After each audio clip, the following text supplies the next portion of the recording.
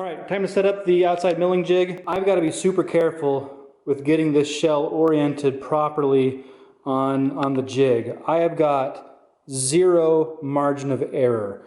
Because I had to narrow the staves to get the bevels correct, the circumference of the shell has gone down. Thankfully, there's the narrowest point right there. I can just get my fingernail.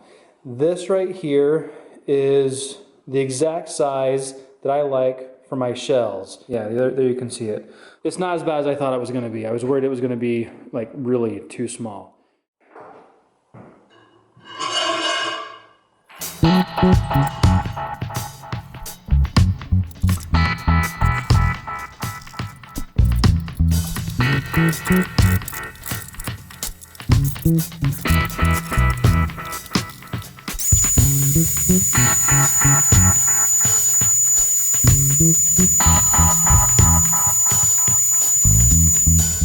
Okay, I gotta stop for just a second. This support right here, the 1/16 of an inch lower than that support right there. That's a problem when I'm dealing with such fine differences. So I need to shim that up with probably some paper or tape. Okay, I actually got a very thin piece of wood right there.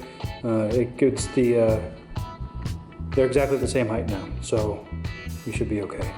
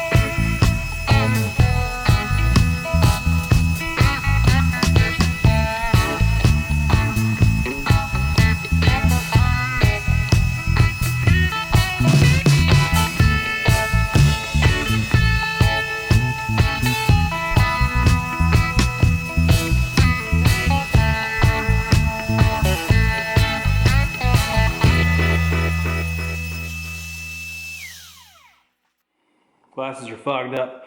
Well, that was by far the fastest I've ever milled down the outside of a drum shell. 4 super shallow passes, just a fraction smaller than I hoped it was going to be. But dang, this thing's going to be beautiful. I'm going to go ahead and do some preliminary sanding tonight, just to get the tracks from the router out. I'll probably take it to 220 or so. Getting some of the spalting through. The client was really hoping that would come through on the outside. Lost a little bit of the book matching here as I brought down the thickness, but I like how you get the scalloped look.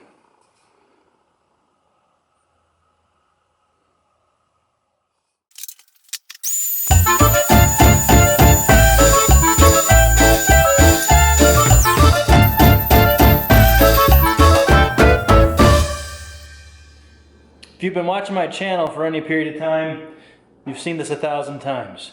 So we're gonna blaze through it. I'll let you know if there are problems. Oh, super, super light passes. Can't have this bit gouging anything. No room for that.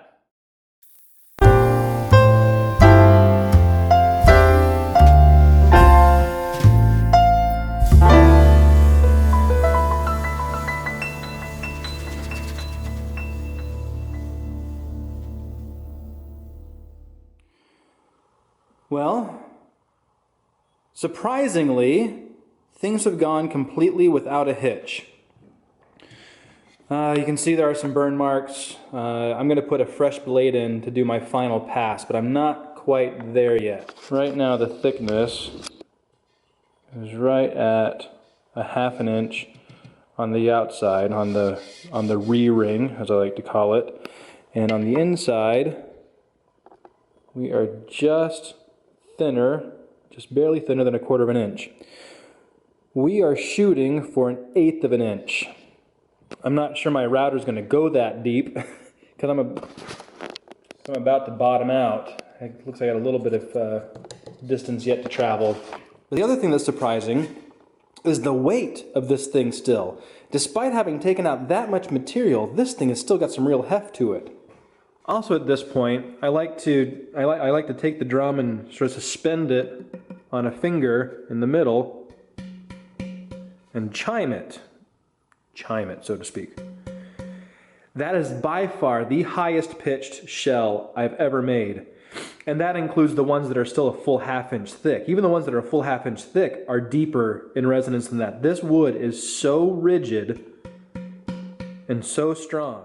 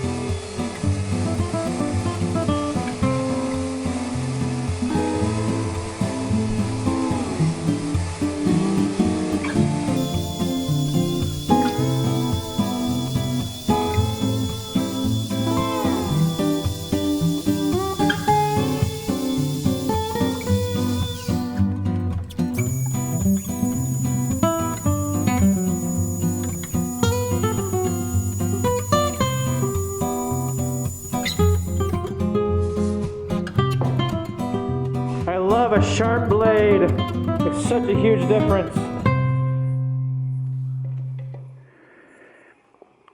Okay, one more super shallow pass and we're at 1/8 inch thickness on the inside part. Oh man, that's made me nervous too. But we're still plenty strong.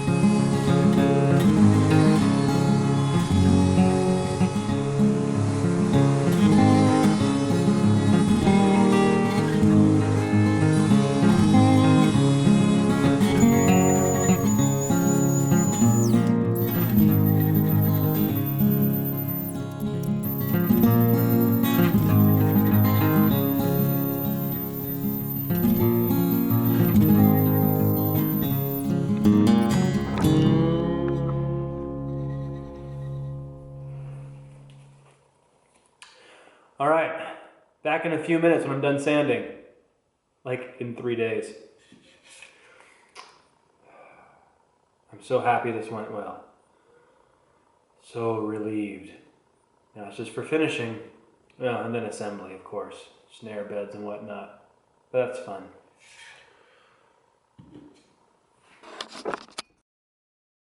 Alright, I'm done sanding the outside. I went ahead and finished sanding the outside before I sanded the inside because I was eager to see what it would look like, and my sander doesn't fit on the channel of the inside of the drum, so I gotta do the inside by hand. But check this out. Sanded to 1500 grit. I'm gonna pick up some 2000 to probably on Saturday just to take it one step further. But look at this. No oil, no wax, just sanding.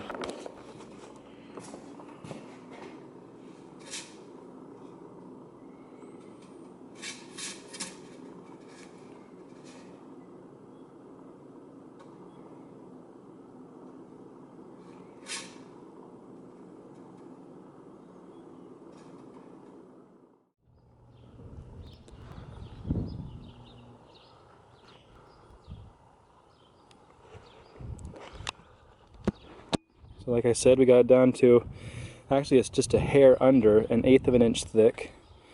The incorporated re-rings are a full 1/2 inch with 45-degree inside bearing edge and 1/4 round outside bearing edge.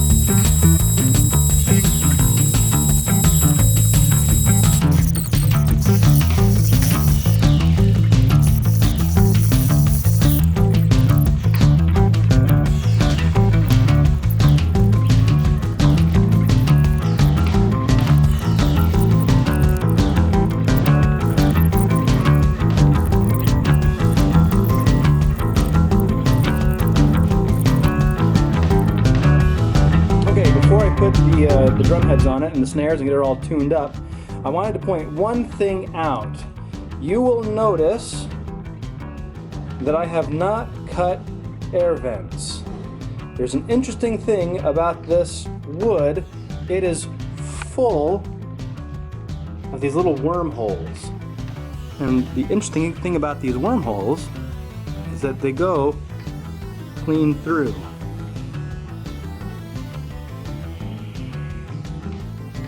So, this drum is naturally aspirated. Sounds like a sports car, doesn't it? Not all of them go all the way through. Here's another one.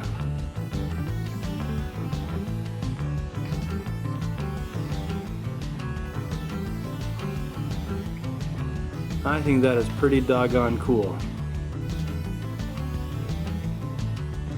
Some of them are blocked up.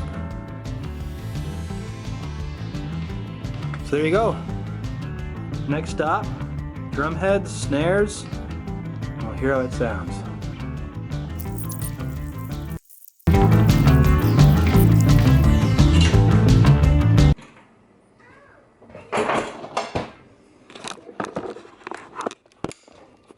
I thought this might be a problem. Because this drum shell is a narrower diameter, just barely, 1/4 of an inch, that is enough to make it so I've got to get an extra washer or bushing of some sort between the lug and the shell because the rods are coming in at such an angle that they're not going to tighten up. They're not going to seat properly. So, one more step, I guess. Shoot. Okay, I found a solution. These are rubber washers from the plumbing section at Home Depot. I just need to drill out the center so it's the right diameter on the inside to fit the lug, and then we shouldn't have any trouble. Those should be thick enough to set off the difference. You ever come up with something totally simple, but you're kind of proud of it because it works perfectly? So I found those rubber washers. I wasn't going to show you the drilling, but I had trouble getting the drill bit perfectly centered inside that inner diameter hole. Got a solution. Really simple. Just bored out with a Forstner bit the proper diameter hole. And I need 2 hands for this. And that is dead centered on the bit.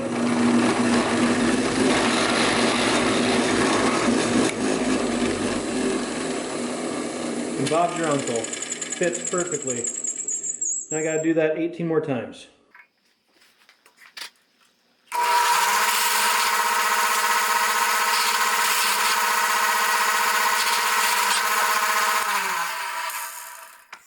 Well, that got spinning really fast and just burned the crap on my fingers.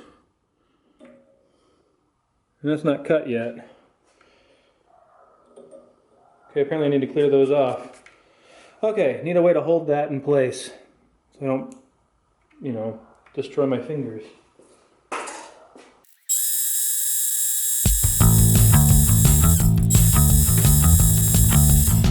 Now it's time to reassemble the drum. Pray that those things have a wide enough diameter.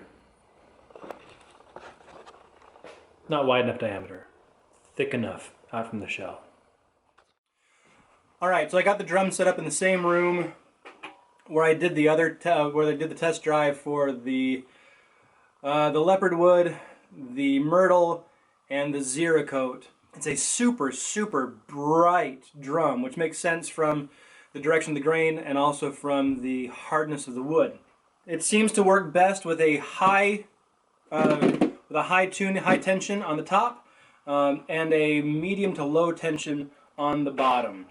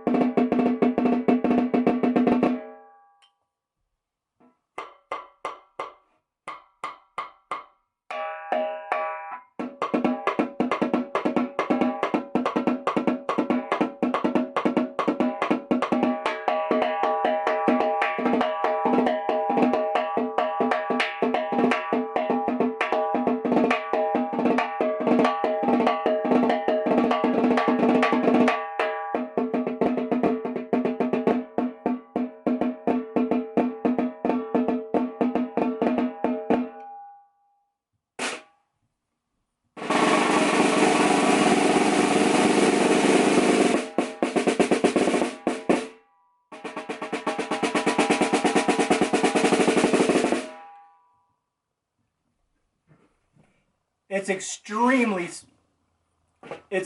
sensitive.